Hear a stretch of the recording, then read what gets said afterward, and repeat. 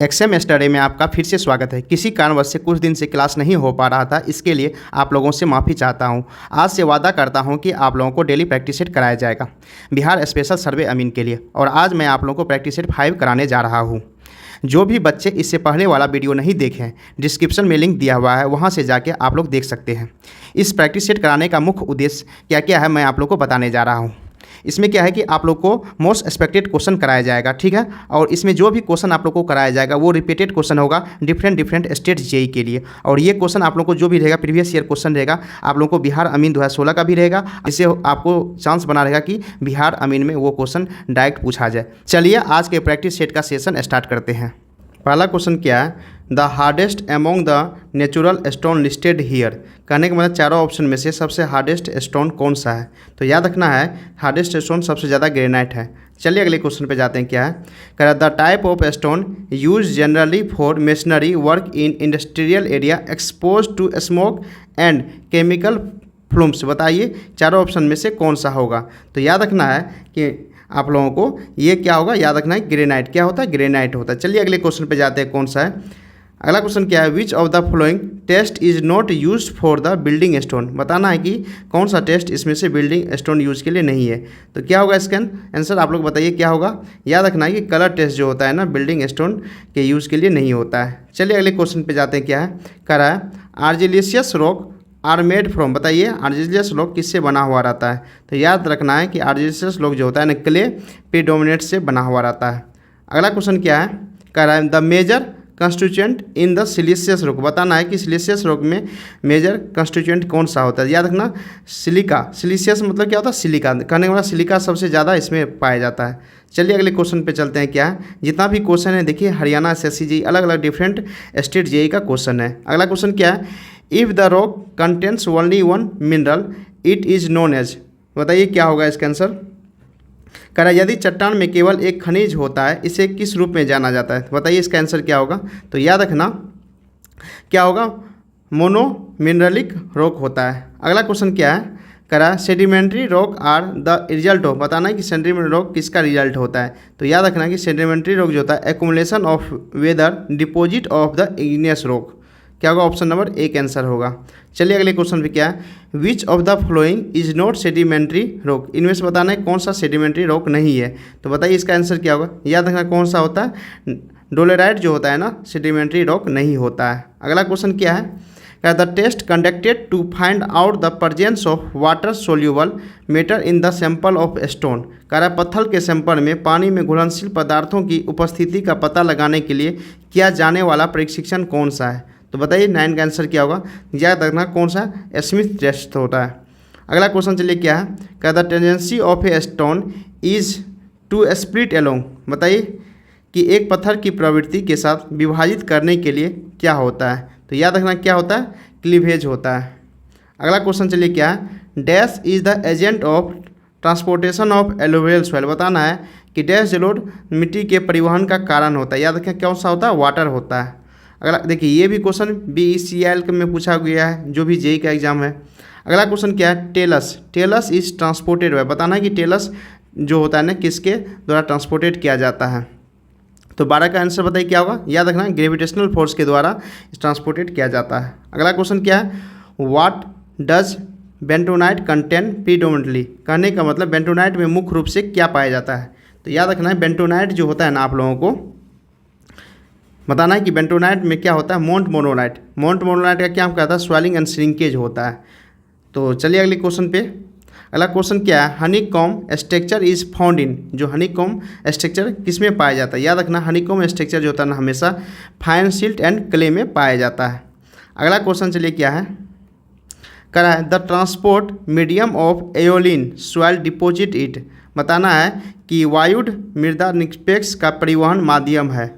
तो बताना इसका आंसर क्या होगा। याद रखना विंड, क्या होता है, विंड होता है। ये भी क्वेश्चन देखिए यूपी आरबी यूएनएल जेईई में क्वेश्चन को पूछा है। कहने के मतलब जितना भी मैं आप लोगों को क्वेश्चन करा रहा हूँ डिफरेंट स्टेट जेईई का क्वेश्चन है, जो आप लोगों को डायरेक्ट क्वेश्चन पूछा जाएगा। जो भी क्वेश्चन मैं आप लोगों को करवा रहा हूँ सब मिक्स क्वेश्चन करा रहा हूँ, और ये क्वेश्चन सिलेक्टेड क्वेश्चन है। चला क्वेश्चन क्या है, the soil moisture use for the growth of A plants is. क्या कहलाएगा, इसको हम लोग क्या बोलते हैं, कैपिलरी वाटर बोलते हैं। चलिए अगले क्वेश्चन पे जाते हैं। क्या negative pore pressure can develop in, बताना है कि नेगेटिव पोर प्रेशर किस में डेवलप होता है।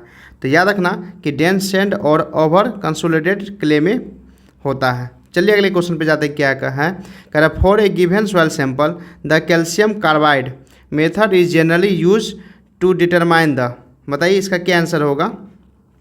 तो याद रखना है क्या होगा, मॉइस्चर कंटेंट होगा। चलिए अगले क्वेश्चन पे जाते हैं। क्या है, the soil transported and deposit by gravitational force are termed, बताना कि जो भी सॉइल होता है ट्रांसपोर्ट और डिपोजिट कर किसके द्वारा, ग्रेविटेशनल फोर्स के द्वारा, उस सॉइल को क्या बोलते हैं। तो याद रखना इसको क्या बोलते हैं, कोलिवियल सॉइल बोलते हैं। चलिए अगले क्वेश्चन पे क्या है, to ANN soil is the substance existing on the earth surface which grow and develop plant life, इनमें से बताना कौन सा ऐसा चीज़ होता है जो हम लोग को सॉइल के कारण ग्रो और डेवलप करता है किसी प्लांट के लाइफ के लिए। तो याद रखना इसका क्या होगा, किसके द्वारा होता है, कृषक के द्वारा होता है ना, जितना भी चीज़ टोटल होता है एग्रीकल्चरिस्ट के द्वारा होता है। चलिए अगले क्वेश्चन पे जाते हैं। क्या है, क्या the compressibility is the reciprocal, बताना है कि कंप्रेसिबिलिटी किसका रेसिप्रोकल है। तो याद रखना बल्क मॉडुलस ऑफ इलास्टिसिटी का होता है।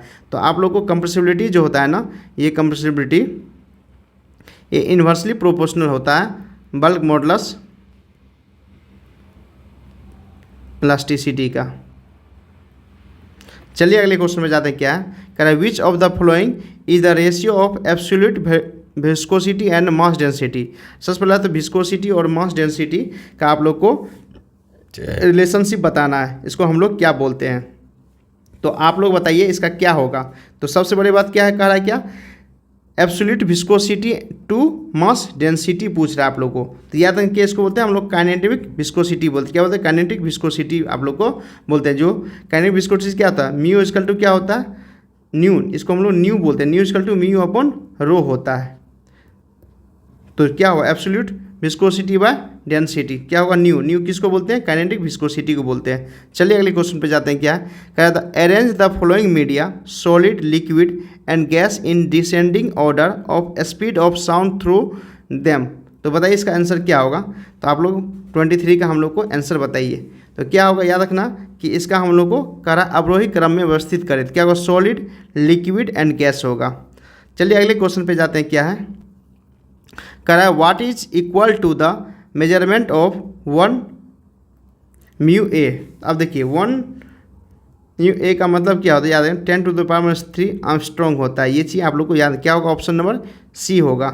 चलिए अगले क्वेश्चन पे जाते हैं। क्या है, करा the SI unit of kinematic viscosity. अब देखिए काइनेमेटिक विस्कोसिटी का हम लोग को SI यूनिट क्या होगा। तो याद रखना इसका SI यूनिट क्या होता है, मीटर पर सेकेंड स्क्वायर होता है। ठीक है, काइनेटिक विस्कोसिटी म्यू इक्वल क्या होता है, nu equal to mu upon rho होता है। अगर आप इसको सॉल्व कीजिएगा तो मीटर पर सेकेंड स्क्वायर होगा। जब आप लोग SI यूनिट में इसको सॉल्व कीजिएगा तो क्या होगा, मीटर पर सेकेंड स्क्वायर। देखिए जो भी क्वेश्चन पूछा गया है टोटल अलग अलग डिफरेंट जेई का क्वेश्चन पूछा गया है। चलिए अगले क्वेश्चन पे चलते हैं। क्या, the variation in the volume of a liquid with the change of pressure is called its, बताइए इसको हम लोग क्या बोलते हैं। जब आप लोगों का वॉल्यूम जो होता है ना प्रेशर के साथ चेंज करता है, इस वेरिएशन को हम लोग क्या बोलते हैं। तो याद रखना कि आप लोग इसको कंप्रेसिबिलिटी किसको बोलते हैं, इसको हम लोग कंप्रेसिबिलिटी बोलते हैं। और कंप्रेसिबिलिटी क्या होता है, इन्वर्सली प्रोपोर्शनल जो होता है ना, आप लोग को क्या होता है, जो भी ये कंप्रेसिबिलिटी क्या होता है, इन्वर्सली प्रोपोर्शनल किसका होता है, बल्क मॉडुलस ऑफ इलास्टिसिटी का होता है। याद रखना, ये भी आप लोग को याद रखना जरूरी है। चलिए अगले क्वेश्चन पे जाते हैं। क्या है, कह रहा विच of the below is the desired policy of the manometer fluid. तो बताइए क्या होगा इसका आंसर। याद रखना, कह रहा है कि नीचे दिए गए विकल्पों में से द्रव दाबी मापी का गुण कौन सा है। तो कौन सा है, तो आप लोग को पता होगा कि हाई डेंसिटी होता है। अगले क्वेश्चन पे चलिए। क्या है, कह रहा है which of the following is not a characteristic of a real fluid. जो भी रियल फ्लूइड होता है उसका कैरेक्टरिस्टिक इसमें से कौन सा नहीं है। चार क्या होता है, इनकम्प्रेसिबिलिटी जो होता है ना आप लोग का रियल फ्लूइड का कैरेक्टरिस्टिक नहीं होता है। चलिए अगले क्वेश्चन पे जाते हैं। क्या है, give SI unit of surface tension. Surface tension का हम लोग को SI यूनिट बताना है। SI सरफेस टेंशन का फॉर्मूला क्या होता है, T इक्वल टू क्या होता है, आप लोगों को फोर्स अपॉन लेंथ होता है, मतलब फोर्स पर यूनिट लेंथ जो होता है आप लोगों को सरफेस टेंशन कहलाता है। फोर्स का क्या होता है, आप लोग का ऐसा यूनिट न्यूटन होता है और लेंथ का क्या होगा मीटर, तो क्या होगा न्यूटन मीटर, किसमें ऑप्शन नंबर डी में है। चलिए अगले क्वेश्चन पे जाते हैं, क्या है surface volume and mass density. अब देखिए surface volume of specific volume and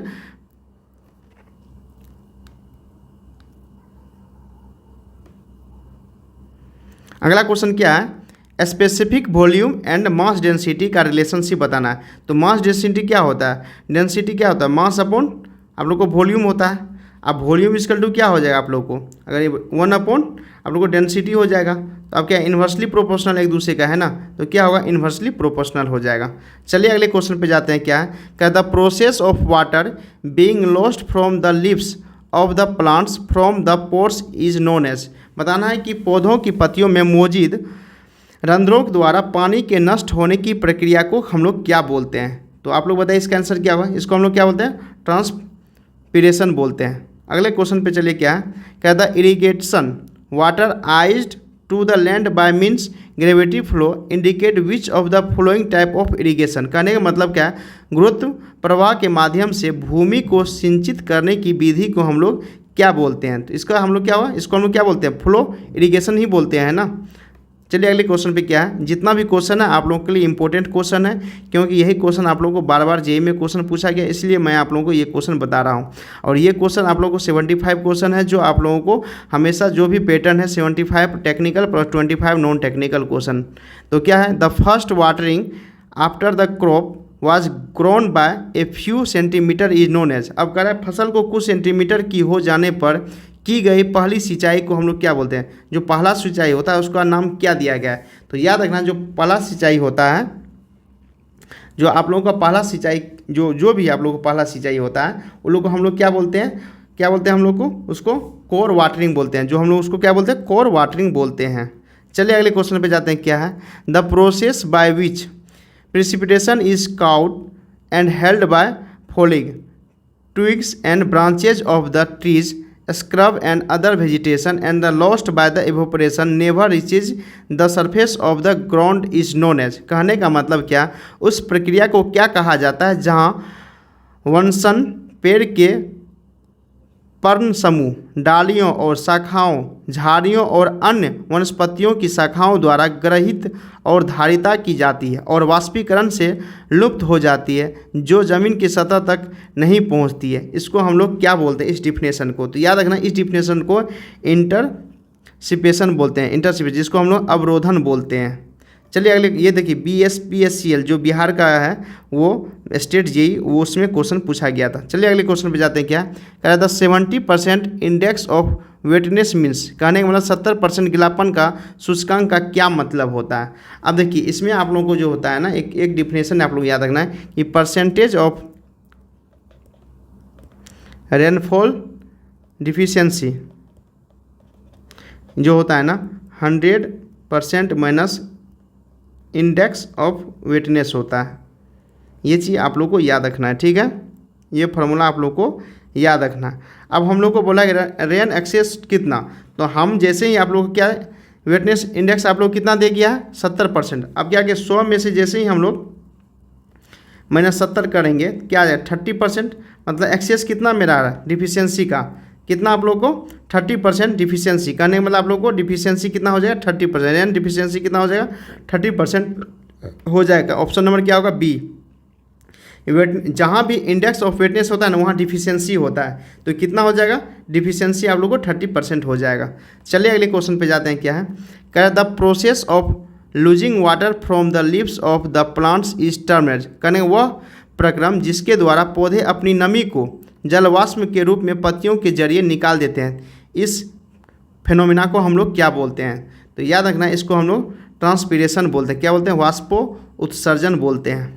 ये भी देखिए SJNVL में क्वेश्चन जेईई का क्वेश्चन 2018 का क्वेश्चन पूछा गया है। चलिए अगले क्वेश्चन पे जाते हैं, विच of the following method of irrigation has minimum wastage of water. कह रहा है कि निम्न में से किस सिंचाई में कम पानी की हानि होती है। जो चारों हम लोग का ऑप्शन दिया है, चारों ऑप्शन में से बताना है कि किसका हम लोग सिंचाई करेंगे जिसमें सबसे कम पानी का लॉस होगा। अब बताना है किसका लॉस सबसे कम होगा। जो स्प्रिंकलर होता है ना, जो छिड़काव होता है, अगर छिड़काव करके कोई भी हम लोग अगर इरिगेशन करते हैं, कहने वाला आप लोग खेती करते हैं, उसमें क्या होता है आप लोग पानी का जो आप लोगों का जो लॉसेज होता है ना वो सबसे कम होता है। तो होगा स्प्रिंकलर इरिगेशन जो हम लोग करेंगे उसमें पानी का हम लोग लॉस बहुत ही कम होगा। ये देखिए झारखंड एसएससी जेईई 2016 में क्वेश्चन पूछा गया है। चलिए अगले क्वेश्चन पे जाते हैं। क्या है कह रहा है इवेपोरेशन लॉसेज डेवलप अपॉन, जो वाष्पीकरण का हानियन होता है इवेपोरेशन लॉसेज किस पे निर्भर करता है बताइए।